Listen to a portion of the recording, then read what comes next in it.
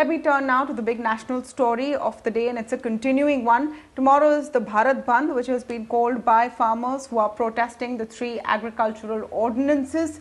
It's also the day that farmer groups are set to meet with central government representatives once again. Let me first get you an update on the Bharat Bandh tomorrow from my colleague Alok from the Times Network.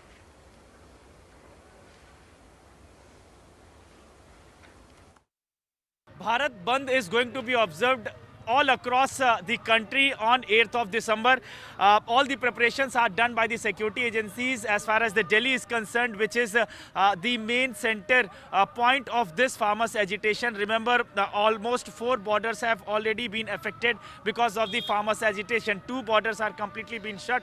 So farmers have said that they wanted to show the unity, they want to show the strength and power of their agitation that is related to the farm law. So that is why they are doing this Bharat Bandh. They have called various organizations to join in. In fact, they have also saying that they are getting support from the political parties as well. But they have categorically said that if the political parties are coming, then they have to come without their party banner. So this is their messages. And in fact, the farmers have also requested the people, that those who are participating in Bharat Bandh, they have to maintain peace and calm. It should be done very peacefully. Although there is no march has been scheduled by any of the farmers organization towards the national capital, but certain things will be shut. What we are learning that that since morning that there will be no arrival of any essential commodities from the farmer side. So it will be shut since morning till evening. Markets will remain shut, and in fact till 3 p.m. Chakka Jam will be observed in the national capital. So after 3 p.m. the transportation will be allowed. So as of now, they have also given the exemptions to the marriages and also the essential services that is related to the All right, thanks for that, Alok. Just a small correction there. That crucial meeting between government representatives and farmer groups will take place on the 9th. Tomorrow, of course, is the Bharat Bandh.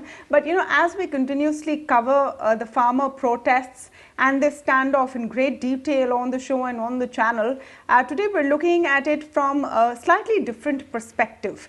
Now, one part of the farmer bills and the farmer laws was supposed to be to ease corporatization or the role of corporate sector in agriculture to some extent. And the benefits of that are presumably many. For one, better prices for farmers, better prices for consumers, more efficiency in the agricultural sector, the ability to invest more in infrastructure like cold storage, transportation, warehousing, etc. But the question is that while there is so much uncertainty around the new laws, is there any real incentive for corporates to go ahead and invest in things like cold chain technology, etc., and tie up with these contracts with farmers right now? To get a perspective on that, I'm joined today by Nukul Upadhye, who's the co-founder of Bijak. That's an agri-commodity trading platform, and Mr. YK Alagh, who's an economist and former union minister, of course. Welcome to the both of you, and thank you for speaking with us on the show. Mr. Upadhye, let me just begin by getting your take from the context of a platform like Bijak, who's relatively nascent in trying to bring a sort of a corporate outlook to the agricultural sector. What do the new laws mean for you? How do you look at the protests right now? And does the ongoing tussle make you hesitant about future plans in the sector? Yeah, thanks, Tamanna. Great to be here. To answer your question, I think the most important thing for a business is to have some kind of predictability in the regulatory framework. Any consistency or predictability kind of encourages private players, much like us, to invest in the space and to have a long-term view. Having said that, the bill and what it means for the agri ecosystem is clearly an encouraging sign for the private sector, because it does away with a lot of regulatory hurdles that kind of make it difficult to participate in the ecosystem. Uh, so yeah, the protests, to be honest, we need to clearly understand and delink the MSP demand with the bill itself. While whether or not and to what extent MSP needs to be in the ink as part of the bill can be debated. Uh, it needs we need to acknowledge that in its present form the bill is actually independent of the MSP framework.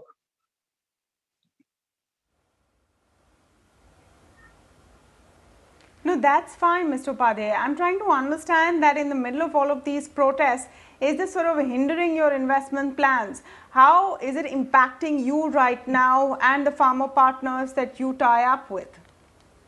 So yes, it does impact our view, and we really hope that this is more of a short-term uh, hindrance, and we get to the government and the farmer representatives get to a agreement as soon as possible.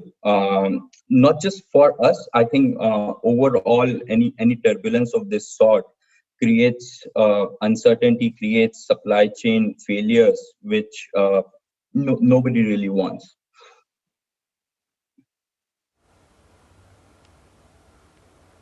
Mr. Alagh, I just want your perspective on the whole protests that are going on. They've really taken on a very larger than life kind of form right now, and it's clear that there is possibly going to be some concession at the end of it. It would be very difficult to imagine a situation where status quo remains on the bills.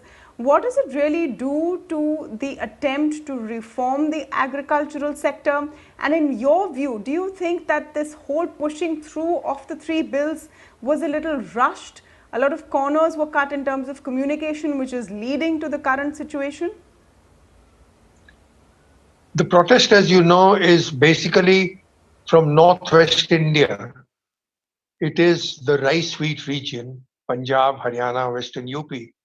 Now, this is the MSP region, and there's no point in kidding ourselves on that. This is not the larger context of farmer producer companies, which emerged from a legislation that I had actually drafted uh, because Korean felt that cooperatives were not playing a role in all of the country. So we said we'll have farmer producer companies which will have audit so on. Here we are talking about a good alluvial soil, plenty of irrigation. So these are basically single crop regions, rice and wheat. Yes, in South Punjab, you can talk about some diversification. And they have been getting into, South Punjab has been, for example, getting into pulses. And animal husbandry and dairying is doing well. But you cannot ignore the fact that this is a rice wheat region, and the rice wheat region depends on procurement. And there's no point in saying that this procurement is done through the private sector. The RTI here is just a commission agent. It is the government which does the purchase. So I don't think it is wise to tamper with this right now. Uh, I think the larger context of reform, I argued about a few months ago, or it's about 6 weeks ago or so, that listen, the reform is around trade. Trade depends on transport. And as long as you have COVID and lockdowns, like I mean, right now in Ahmedabad, we have a curfew from 9 o'clock to 6 o'clock. Now, please remember that the farmer who comes out into the market gets out his ghada at 4:30 in the morning. And if there is a curfew, all that is blocked. So this is not quite the time to push through the reform. In any case, I don't think we should be talking about this is the general reform we are talking about is not so much on Punjab, Haryana and Western UP, because there the MSP is still important. The private trade acts as an agent. For the rest of the country, and for some parts of Punjab, for example, South Punjab, pulses and cotton are becoming more important.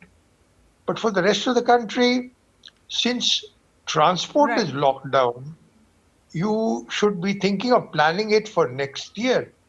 Now, I said this should be the Niti Aayog, for example, should give a roadmap.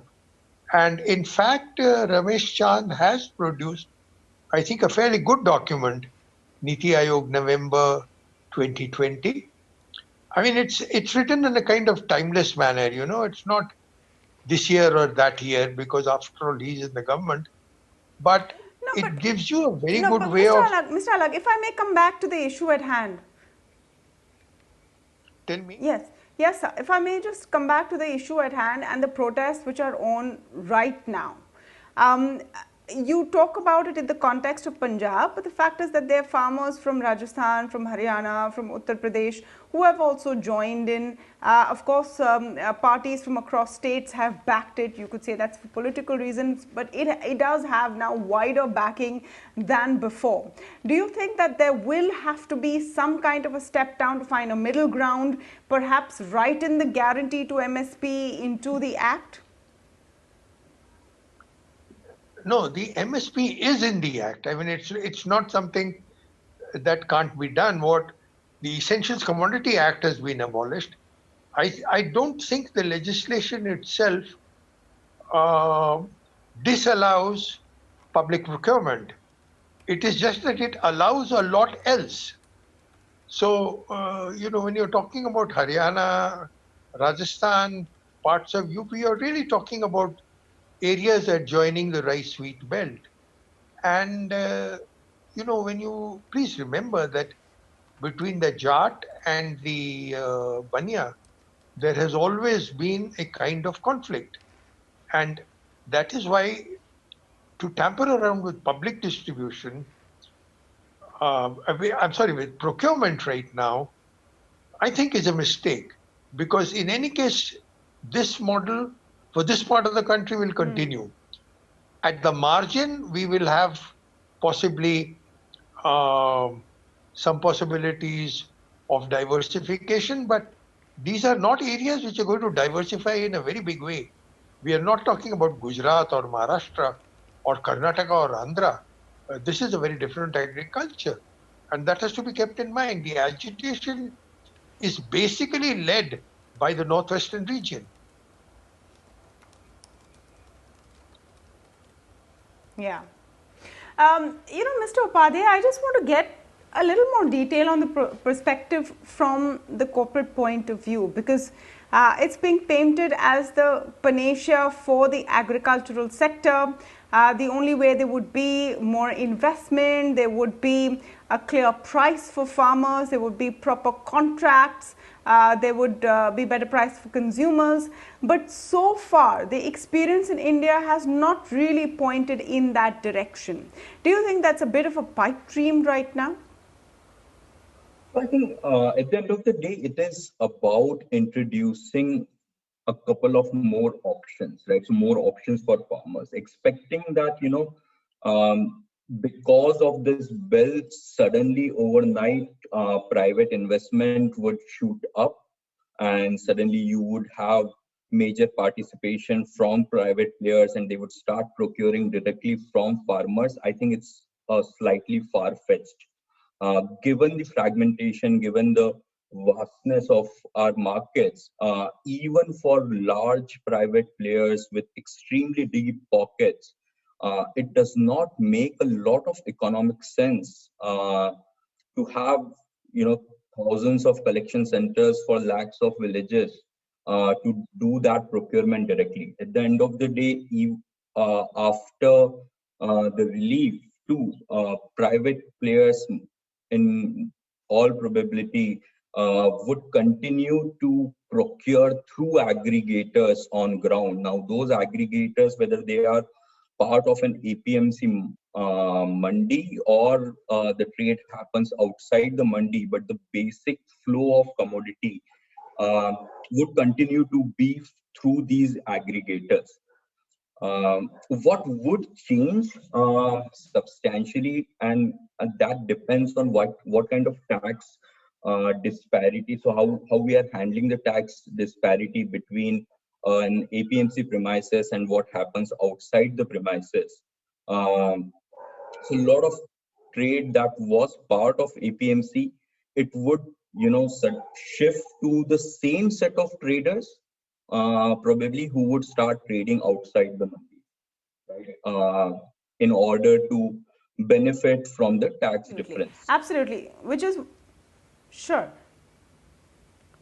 No, which is why one of the points that is being considered and what the agricultural minister spoke about is to have a parity in taxes even outside the mandis and APMCs. Once that level playing field is in place, one wonders whether it will completely remove the lure of these private mandis, and will that change the entire game at all? So it's a much more complex issue than it seems on the face of it. But that is about the time I have for this discussion now on the show. So I want to thank both of you for joining us. Remember, we're covering this subject continuously on the India development debate from different angles. We're cutting out the noise and getting down to the actual issue on ground. And we hope that benefits you, the viewer. We'll take a very short break. On the other side, we're focusing on markets which have been on a dream run. There seems to be no ceiling to this. So listen in to this special interview with Manish Gunwani on the other side of this break.